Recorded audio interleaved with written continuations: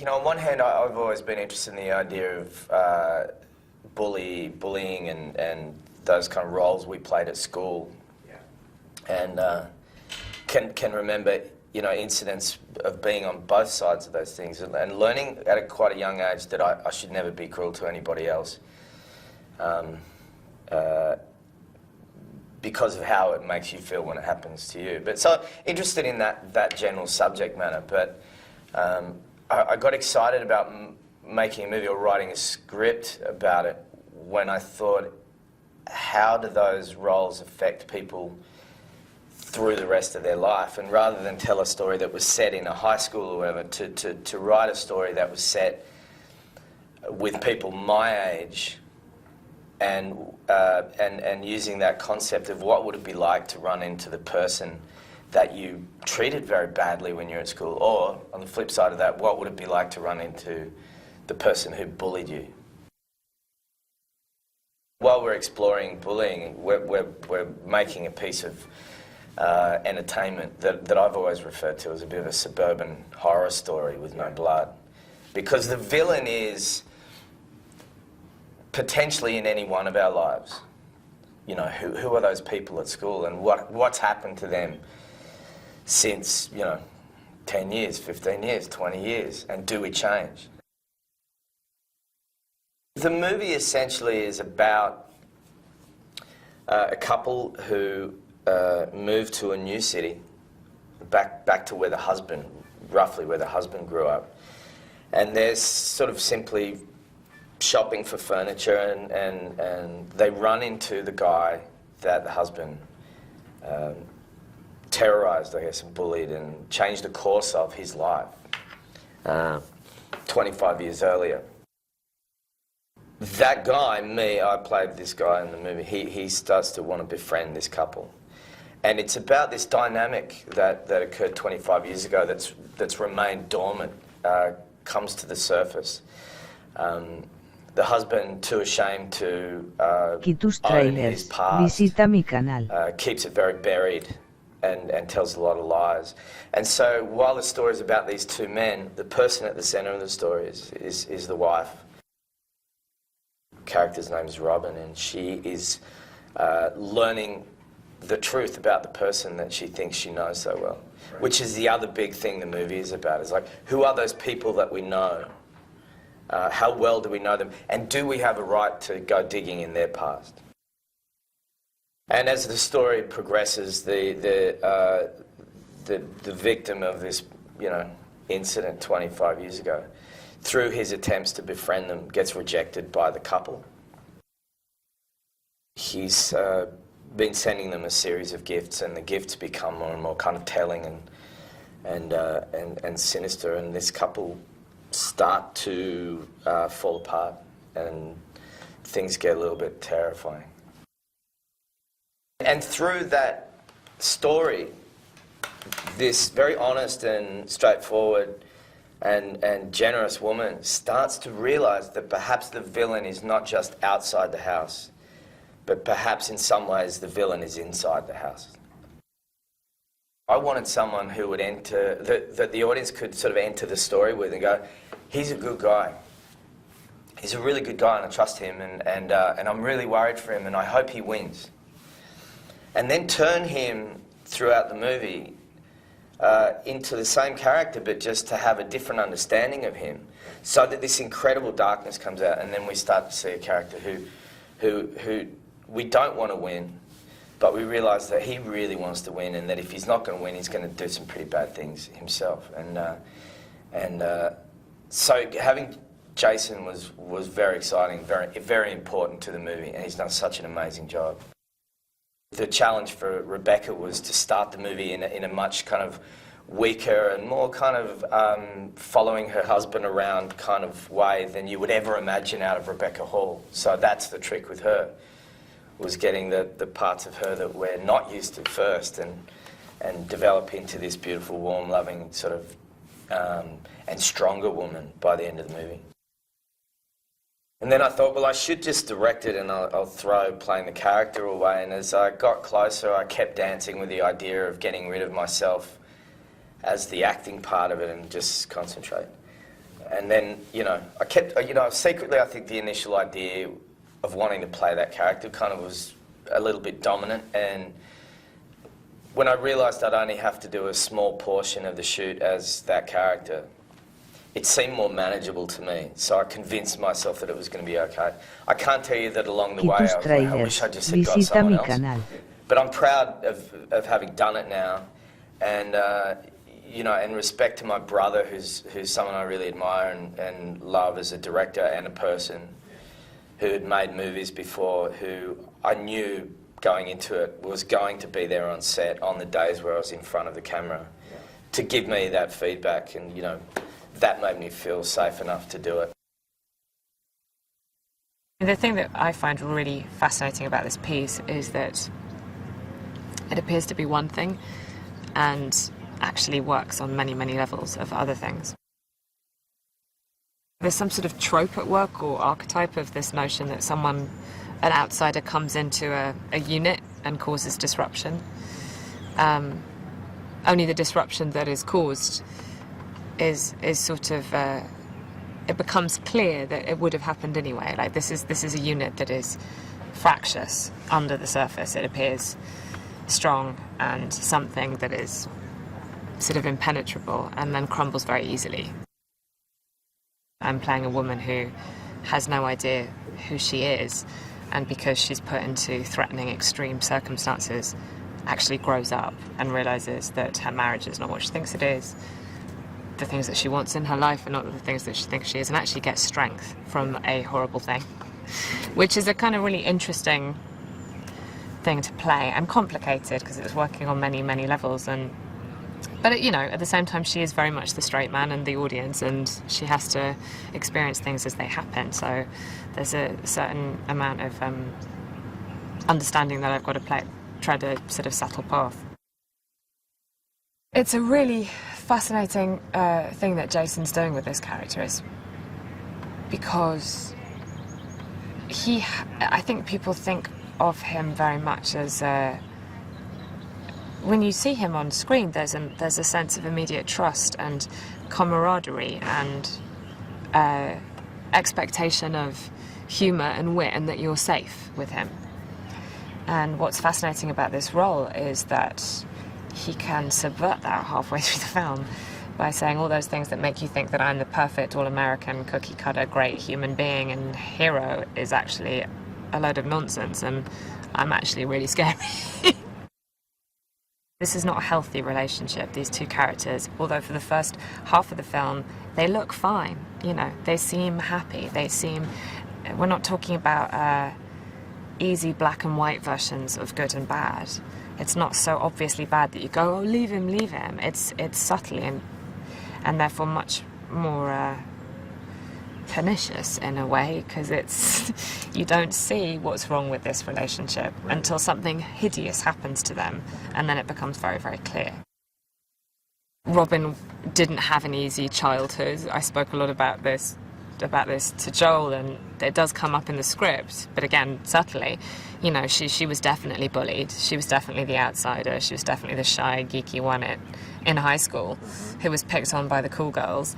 And so she sees in someone like that, who doesn't find it easy to express themselves socially or whatever, not exactly a kindred spirit, but a certain amount of sympathy. You know, and straight off the bat, she's able to talk to him more easily, louder, more confidently than you ever see her speak to her husband in the early part of the film, which is ironic. And, you know, and so I think she thinks that he's, you know, a fundamentally decent human being. My first reaction to the story was how tangible and relatable this very, you know, pleasantly simplistic, linear story is, about this couple kind of getting harassed by someone that, is it harassment, or is he just being friendly, or, you know, is he just weird, and should we think that he's weird, or is he just not like us, and then just, are we being paranoid? And so it's something that, you know, could happen to anybody. Well, my character Simon is a guy that knows Gordo from high school, and we've got a little bit of a history together. He is a guy that I kind of knew a little bit in school, and as the movie progresses, we figure out that the history is a little bit deeper with this guy than Simon initially discloses to his wife Robin. At risk of being a spoiler, it turns out that I bullied this guy pretty badly, and this guy may actually have an axe to grind, and I might have a bill to pay.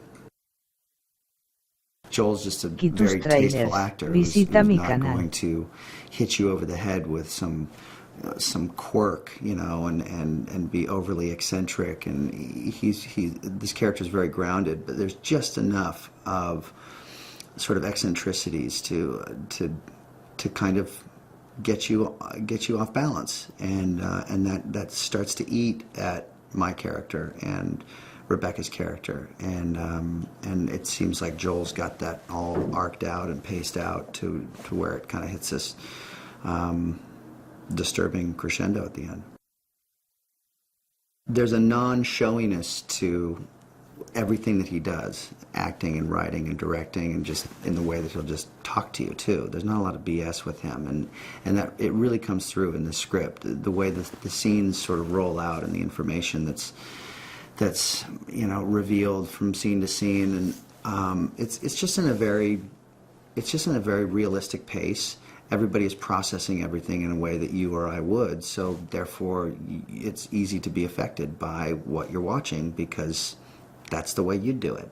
And that takes a lot of talent to do that, and a lot of restraint to not overwrite something, overact something, overdirect something. He's got a real sure hand, like I said.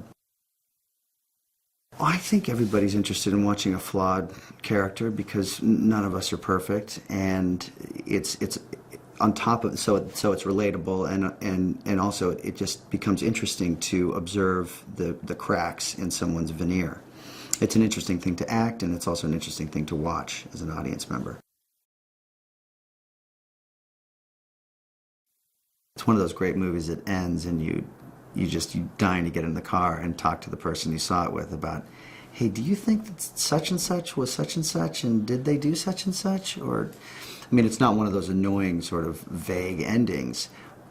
It just asks a question that is really interesting to debate. And also, did he deserve that or not? Who was the villain and who was the victim?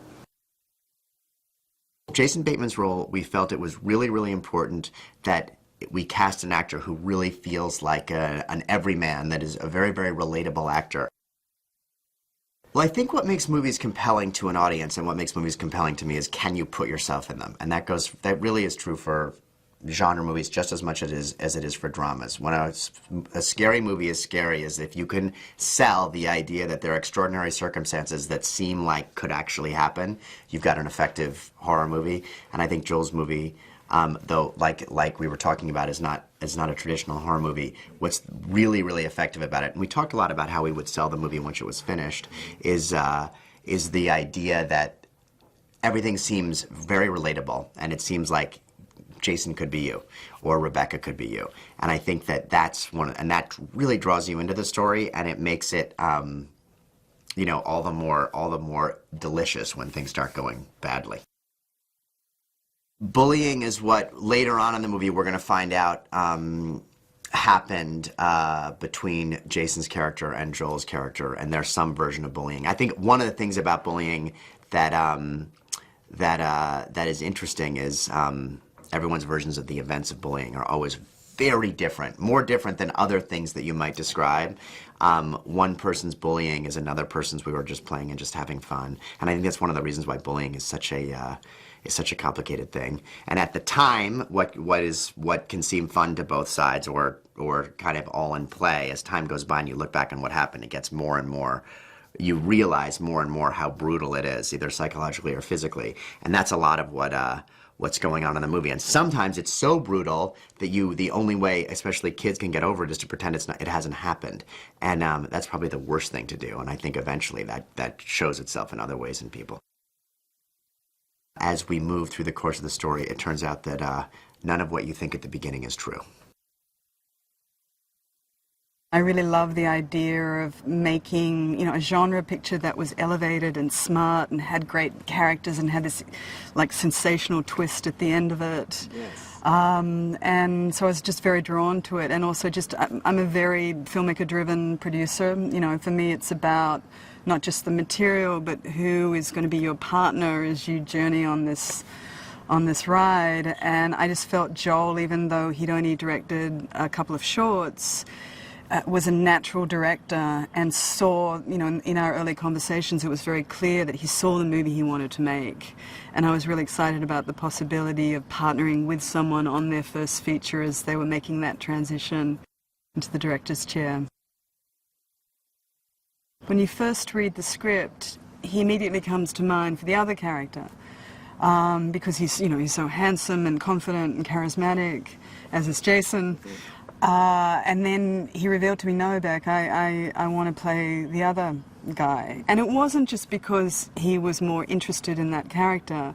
He's interested in all three characters, and I think that's why they're so beautifully written and so, you know, so incredibly nuanced and layered, because he really understands all three of them. Sure. And understands, you know, the fallibilities that are inherent to all three of them. Right. But he knew when he wanted to step on the other side of the camera that was a big job. And Gordo, the character of Gordo, is in a, you know, relatively small, plays a relatively smaller number of days than the lead. Mm-hmm. So he didn't want to take on being a lead in the first movie that he was going to direct. Simon refuses to acknowledge his complicity in things. He refuses to acknowledge that his actions have consequences. Right. And it's a fatal flaw. And what we see in the story is this tract from start to finish. Yes. That boy that did that. Yes. And, you know, sowed these seeds of doubt around a child that essentially ruined his life is what's come back to haunt him in his adult life. Yes. And in his adult life, we see that same person doing those same things. Right. But with utterly without self-awareness. And the beautiful thing that Jason's brought to this is you see cracks of awareness, and it's those cracks of awareness and the fact that he can't help himself. Right. He just is that guy. Yes. That it draws from you a real empathy because you feel sorry for him. Right. Because even though he's done these atrocious things, he can't help himself.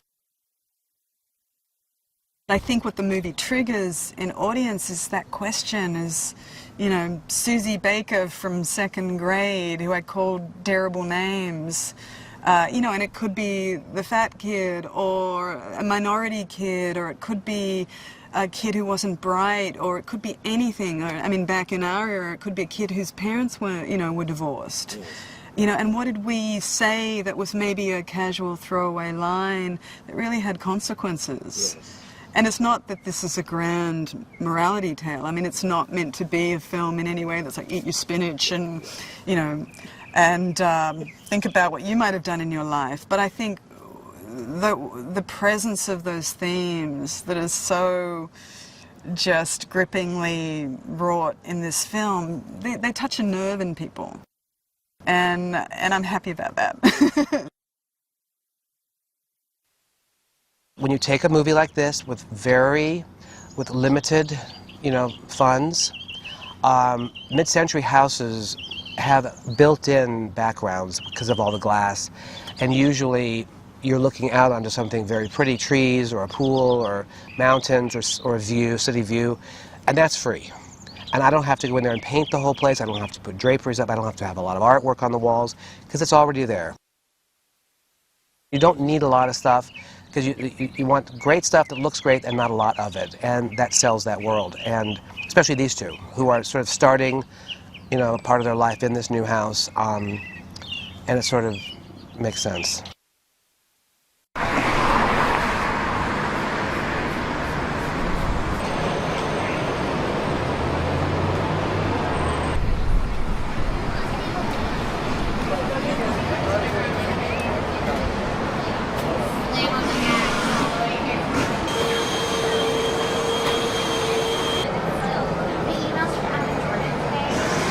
y tus trailers, visita mi canal.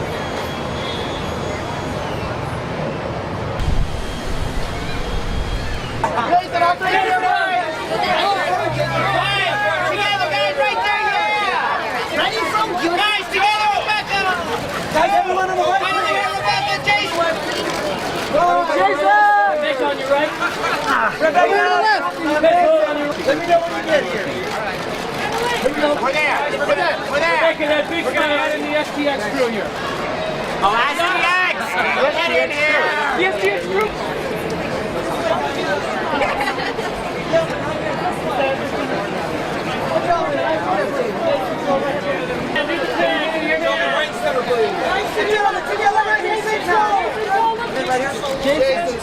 Jason, if you would. You bring both your eyes right here. And thank you. Jason, together. Back to the front, right there. All right here. Rebecca, over that shoulder, Rebecca. Just the front, straight on, right here. Right up this way, Rebecca!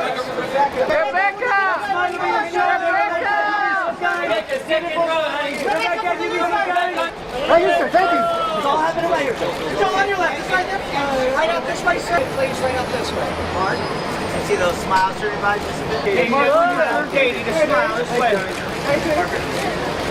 Katie, Katie, can we see the front one more time? Thank you, ma'am. Katie. Both of you right over this way, please. Turn your body. Both of you right here, please. And David and Mercedes. Jason, sorry, right here, straight ahead, please. Smile right here, hold that 1 second. Straight ahead, David. Right here. Smile, Karen. That's smile, Karen. Have you hold that for a second? Right here, get it, both smile. And that smile again. Get it, both smile. Get it, one more second. Grace is right here. His mom.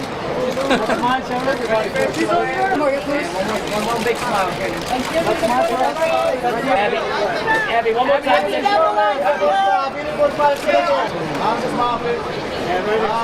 I think we'll get that down. The shoulder, hold on.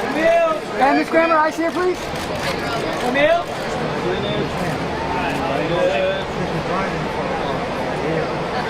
Look right over this way.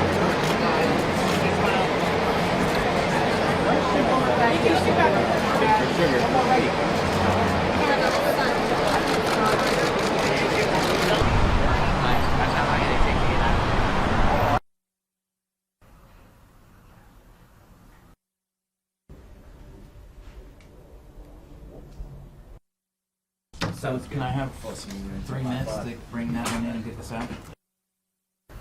Mark! Well, I'm here anymore. Why did you do that? So, they knew him. Well, the husband did, Mr. Ryan. He has a fleet of limousines, and cars, you know, for an executive transport service business. Cut. Wonderful. Definitely look up to her a little bit, but don't go eye to eye. But you can go eye to eye towards the end. Great. Truthiness.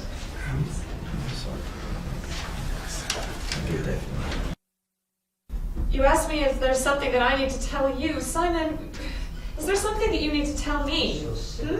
Because Subject is closed. It's over. I said it's over. He said it's over. It's in the letter. what about the letter suggests that it's over? The whole thing. What does bygones be bygones mean? Oh my God. In the window. Oh, right. Yeah. You might go down and get it. Yeah.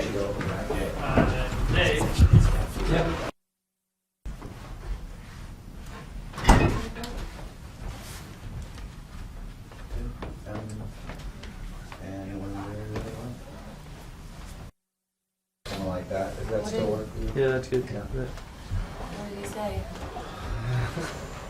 You should just be kneading it. I'm really sorry. But it's over. Okay?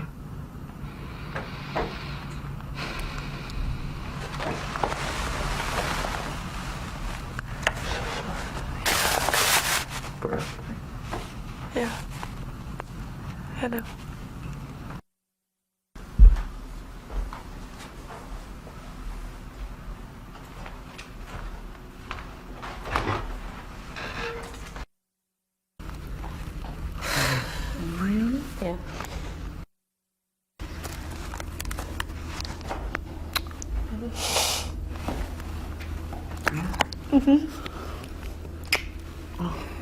Y tus tráilers, visita mi canal.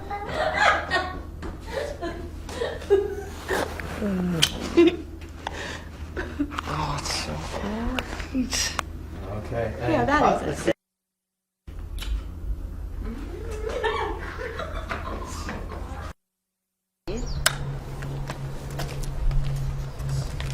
Set. No. What's happening right now in your womb is absolutely no indication of how this child is going to be when it comes out.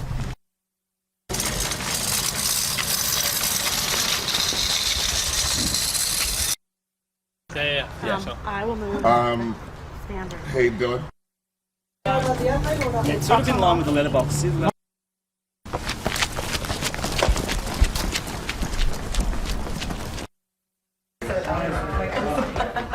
Hey guys, can we clear? Ducky. Duck. God, look at all that loot. Mom, Joan, in case you guys are gone before I get back, I love you. Goodbye, you guys. Have fun. Don't let mom drink too much. Okay? And the beauty of that is, still at the end of the day, we and her are going to be going. What was that? There's something that Gordo, some screw loose in Gordo that is unfinished. I'd like to move the car back a foot so that she can hold that mark and we're not so stacked up again. But also when she goes over the other side, it means we'll kind of reveal the baby then. Hey! Hi! Hello! Good to see you, Ron. Hi. I'm Ron. It's good to meet you. Settling in okay? Yeah. Good. Well, if you need anything, feel free to, stop by, whatever.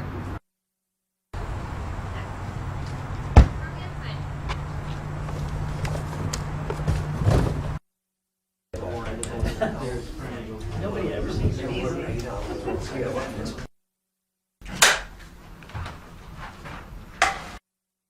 People don't apologize to each other about everything. That's not the way this world works. Or is that the way it works in your world? Is that what this is? Are you fantasizing about all the girls back in school who were mean to you? Hey! Thank you. I'm so sorry. I'm being silly. No, you're not. It's fine. I'll probably just put the frames here.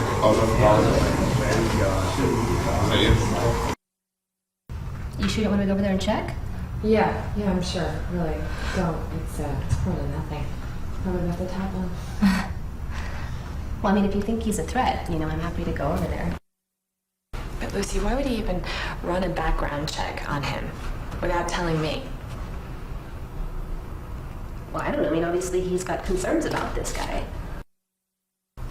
Breaking and entering de facto's residence accused of attempted abduction of a minor 2005. Yeah, well, he does have a child, so he wasn't lying that time that we went to dinner, except for the time frame. What, he tried to take his own kid? He was accused of.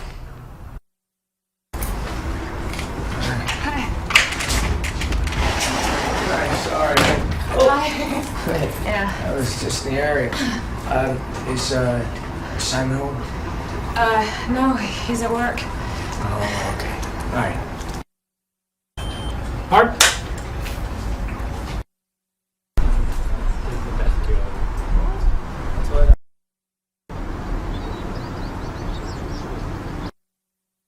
Did you know about the campaign, though? No, what was the campaign? Come on. Tell me. He had this very organized campaign, like Simon Says. You know, like the children's game. Simon Says. Right. You know, Simon Says touch your toes, and Sure. you can only touch your toes if Simon says so. And well, he had a campaign that was like that, right? Simon says, and it would happen. Simon Says, great new job. Whoa. Simon Says, beautiful wife and new home. See, you should have no problem starting a family. Simon Says, because he'll say, Simon will say.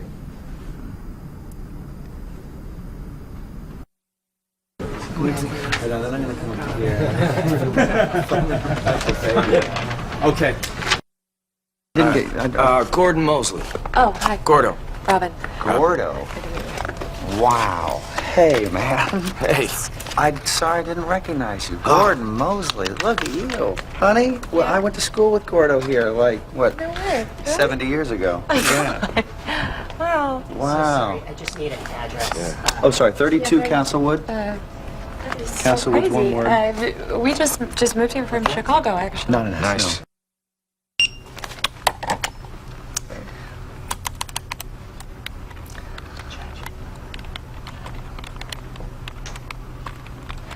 All right, that'll be all for you. I think I know you. Yeah?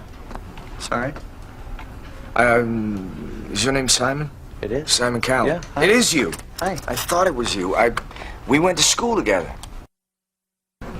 Sorry. Because we got a real good riff going here. So, thank you. Okay, where from? Oh. That's great. Hey, Mark.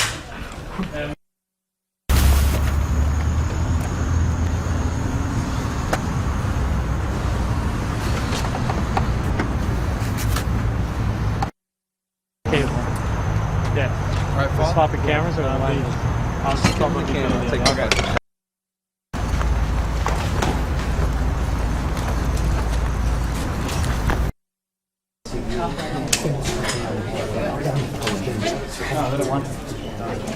Until they say we're moving on.